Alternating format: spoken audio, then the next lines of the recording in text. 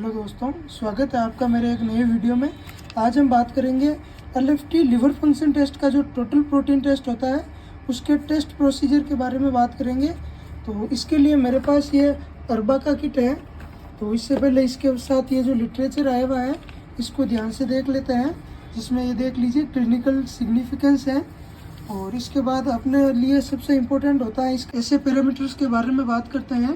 तो इसमें देख लीजिए सैंपल वॉल्यूम 10 माइक्रो दिखाई हुई है, 10 या 20 माइक्रो, और रिएजेंट की जो वॉल्यूम है वो 500 या 1000 माइक्रोलीटर दिखाई हुई है।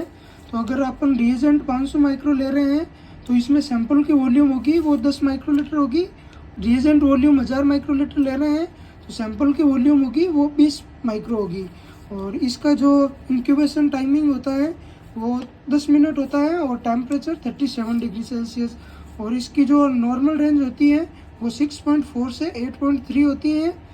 और इसमें बाकी सारे ये जो स्टैंडर्ड की कंसंट्रेशन है वो 6.0 होती है। इसके बाद देखिए इसमें एक्सपेक्टेड जो वैल्यू होती है, जो नॉर्मल रेंज होती है वो दिखाई हुई है।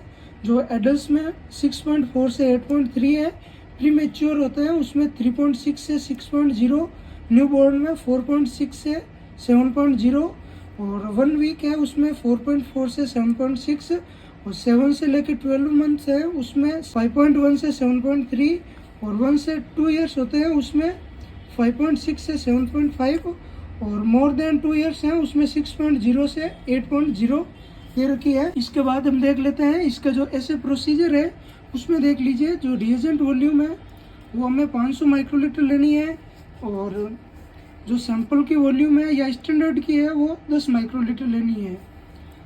और इसका जो इंक्यूबेशन टाइमिंग है वो 10 मिनट का होगा, और इसका जो टेम्परेचर है वो 37 डिग्री सेल्सियस है। इसके बाद टेस्ट प्रोसीजर शुरू करते हैं। तो अपने पास ये अरबा का टोटल प्रोटीन का किट है, ये रिएजेंट। तो इसको मैं आपको जो स्टैंडर्ड लगाते हैं उसके बारे में भी बताऊंगा।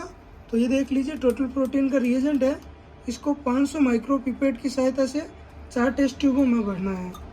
तो मैंने ये 4 टेस्ट ट्यूबें ली है और सभी टेस्ट ट्यूबों में 500 माइक्रो टोटल प्रोटीन का रिएजेंट भर दिया है।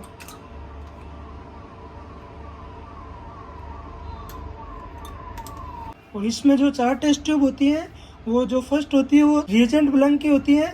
इसके बाद ये जो सेकंड टेस्ट ट्यूब होती है वो स्टैंडर्ड के लिए होती है, और third test tube aspirate as a sample के तौर पे जो स्टैंडर्ड लगाते हैं उसके लिए होती है, और ये जो फोर्थ होती है जो अपने पेशेंट का जो टोटल प्रोटीन लगाते हैं उसके लिए होती है। तो फर्स्ट है वो इसके लिए स्टैंडर्ड के लिए हो गई। अब ये जो सेकंड है वो स्टैंडर्ड जो हम एज ए सैंपल के तौर पे जो स्टैंडर्ड लगाएंगे उसकी होगी। तो इसमें भी 10 माइक्रो स्टैंडर्ड लेके अच्छी तरह से मिक्स करके 10 मिनट के लिए इंक्यूबेट करना है।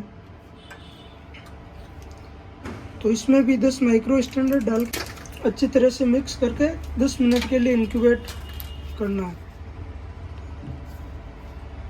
10 मिनट के बाद स्टैंडर्ड को पिलाना होता है। तो इसमें एस्पिरेट स्टैंडर्ड का सिग्नल बता रहा है, तो वो स्टैंडर्ड है जो पहला स्टैंडर्ड है उसको पिलाते हैं।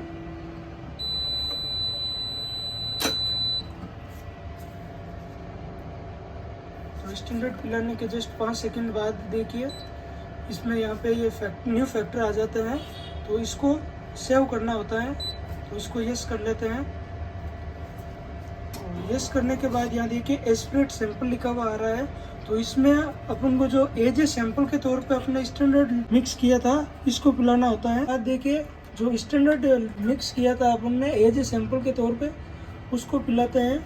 तो एज ए सैंपल के तौर पे जो स्टैंडर्ड पिलाते हैं उसकी अगर कंसंट्रेशन 6.0 ग्राम पर DL आती है तो इसका मतलब है कि अपन ने जो स्टैंडर्ड या फैक्टर सेट किया है वो बिल्कुल सही है। और इसके बाद जो पेशेंट का जो सैंपल होता है उसमें से 10 माइक्रो सीरम लेके जो पेशेंट का टोटल प्रोटीन है सेम प्रोसीजर में लगाया जाता है।